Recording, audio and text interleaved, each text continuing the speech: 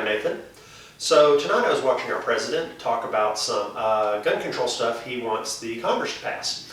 And he's signing some directives and other things in his power.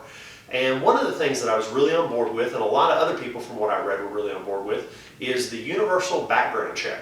What that means is that I have this 1911, and if you want to buy this 1911, you and I would go down to the local firearms store or sporting goods store. They would run a federal background check on you. You would pay them a small fee, and then they would fill out the paperwork, and I would sell you the gun, and you would have a background check on you and prove that you're not a criminal. So I thought, hey, this is a great idea. What could possibly be wrong with this? Why would anyone be against this? You know, this is a great idea. And then I started to think about it, and something dawned on me.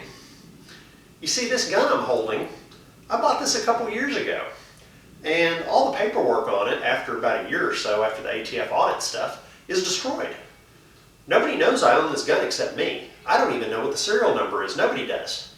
So there's nothing connecting me to this gun at all except the fact it's in my hand.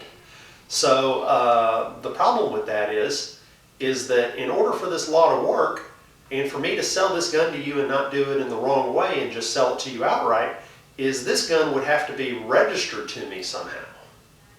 And that's when it hit me. That president is a sneaky SOB. He is trying to sell us on registering our handguns and make it look like it's our idea.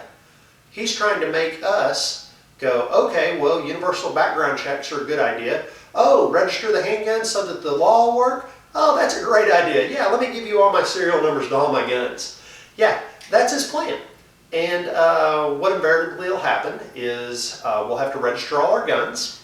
Those people who don't will probably be subject to some type of very stiff penalty, very least of which, well, all the guns taken away. If not, they're thrown in prison.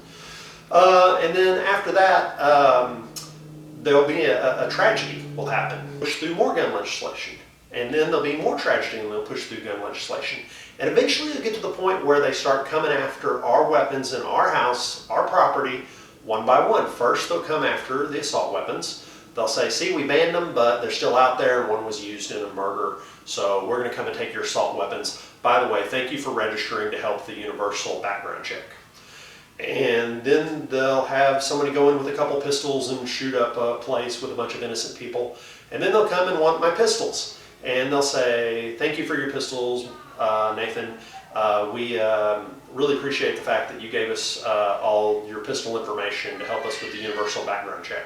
And this will go on until we have no guns at all. So, great idea on the surface, but it's really based on a lie and the fact that he wants to have us register all the guns. And if he passes the law and says you can't sell it to another private party, but doesn't demand registration, well, then you can't enforce that law anyway because you can't prove anything. So it's either going to be a completely useless law and or it's just a tricky way to get gun registration passed. So, hope this video was enlightening. By the way, remember, never believe what a politician tells you. Always be very suspicious of what they're doing and what their real intent is. So, God bless America and long live the Republic.